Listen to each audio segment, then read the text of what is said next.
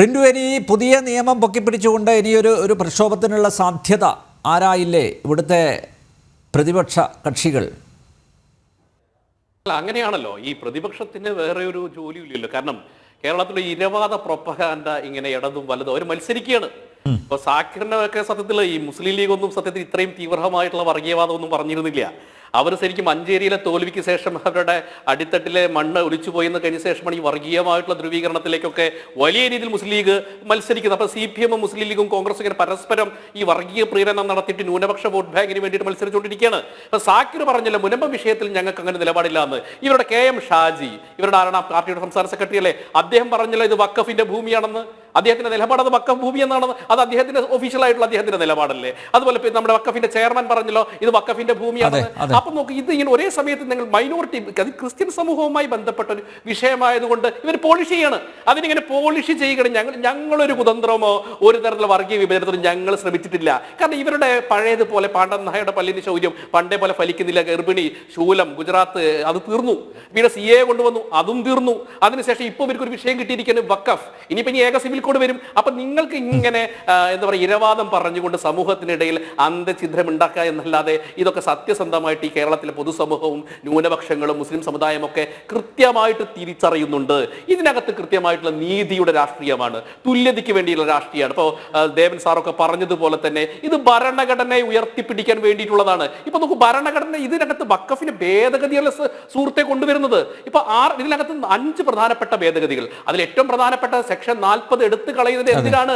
സാക്കിറിന്റെ പാർട്ടിയും ഇവിടുത്തെ ഇടതും വലതും മുന്നണികളും ഭയക്കുന്നത്. അത് പറയുന്നത് എന്താണ്? എന്റെ റൈറ്റ്, എന്റെ സ്വത്തിന് മേൽ കടന്നുകയറ്റം ഉണ്ടാകുന്ന സമയത്ത് എനിക്ക് മേൽക്കോടതികളെയോ സുപ്രീം കോടതിയോ സമീപിക്കാനുള്ള എനിക്ക് ഇവിടുത്തെ ഒരു പൗരന് അവകാശമുണ്ട് എന്നുള്ള ഭേദഗതിയാണ് വരുന്നത്. അതോടൊപ്പം തന്നെ ഈ ട്രൈബ്യൂണലിന്റെ ജഡ്ജ്മെന്റ് അന്തിമമല്ല എന്നുള്ളതാണ് പറയുന്നത്.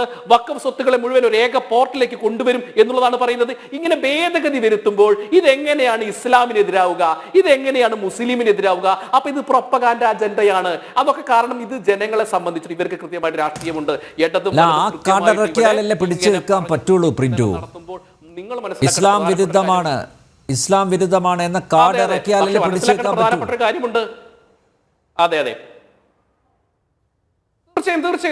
തീർച്ചയായും അവരുടെ അജണ്ട തന്നെ അതാണല്ലോ. ഇപ്പൊ നോക്കൂ, 18% വരുന്ന ഇവിടുത്തെ ക്രൈസ്തവ സമൂഹം, ആ ക്രൈസ്തവ സമൂഹം എല്ലാ കാലഘട്ടം ഇടതുപക്ഷത്തിന്റെ കൂടെ നിന്നൊന്ന് ഒരു പൊതുവീക്ഷണം നടത്തിയിട്ട് ഞാൻ പറയുന്നില്ല. ഇപ്പൊ മാണി, നമ്മുടെ ജോസ് കെ മാണി LDFന്റെ കൂടെ പോയാലും ക്രൈസ്തവ സമൂഹം എല്ലാ കാലഘട്ടത്തിലും പാറ പോലെ ഉറച്ചു നിന്നിട്ടുള്ളത് ഒരു സംശയവും വേണ്ട. അത് ആരും കൂടെയായിരുന്നു? UDFന്റെ കൂടെയായിരുന്നു. പക്ഷെ നിങ്ങൾ മനസ്സിലാക്കണം, കഴിഞ്ഞ പാർലമെന്റ് തെരഞ്ഞെടുപ്പ് മുതൽ ക്രൈസ്തവ സമൂഹം കേരളത്തിൽ തിരിച്ചറിഞ്ഞു തുടങ്ങിയിട്ടുണ്ട്. ഈ ആട്ടിൻതോലണിഞ്ഞ ചെന്നായക്കളാണ് ഈ ഇടതു വലതു മുന്നണികളും. ഞങ്ങളുടെ സംഘടിത ന്യൂനപക്ഷത്തിന്റെ അവകാശങ്ങളെ ഒരു ന്യൂനപക്ഷത്തിന്റെ മാത്രം അവകാശമാക്കിക്കൊണ്ടുള്ള പ്രീണനം നടത്തുകയാണെന്നുള്ള തിരിച്ചറിവ് ക്രൈസ്തവ സമൂഹത്തിനുണ്ടായിട്ടുണ്ട്.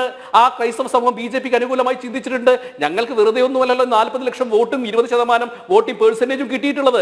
അതുകൊണ്ട് കേരളത്തിലെ ക്രൈസ്തവ സമൂഹം ഇത് തിരിച്ചറിഞ്ഞു തുടങ്ങിയിട്ടുണ്ട്. കേരളത്തിലെ പൊതുസമൂഹം ഇത് തിരിച്ചറിഞ്ഞിട്ടുണ്ട്. മതേതരത്വത്തിൽ വിശ്വസിക്കുന്ന മുഴുവൻ ആളുകളും വിശ്വസിച്ചിട്ടുണ്ട്. BJP കൊണ്ടുവന്ന ഒരു നിയമമോ ഒരു ഭേദഗതിയോ ഒരു മുസ്ലിം സമുദായത്തിന് എതിരല്ല. ഞാൻ തുടക്കത്തിൽ തന്നെ സൂചിപ്പിച്ചല്ലോ, BJP കൊണ്ടുവന്നത് എല്ലാം മുസ്ലിം സമുദായത്തിന്റെ പുരോഗമനത്തിന് വേണ്ടിയുള്ളതാണ്.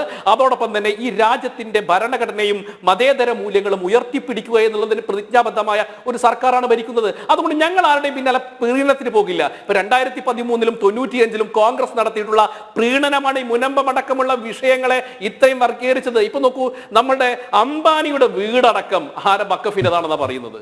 ആ അംബാനിയുടെ വീട് പാർലമെന്റ്, നമ്മുടെ കണ്ണൂരിലെ രാജരാജേശ്വര ക്ഷേത്രം, അങ്ങനെ ക്ലെയിം ഉന്നയിച്ചുകൊണ്ടുള്ള 50 പാർലമെന്റ് മന്ദിരം, 53,000 കേസ് കേരളത്തിൽ മാത്രമുണ്ട്.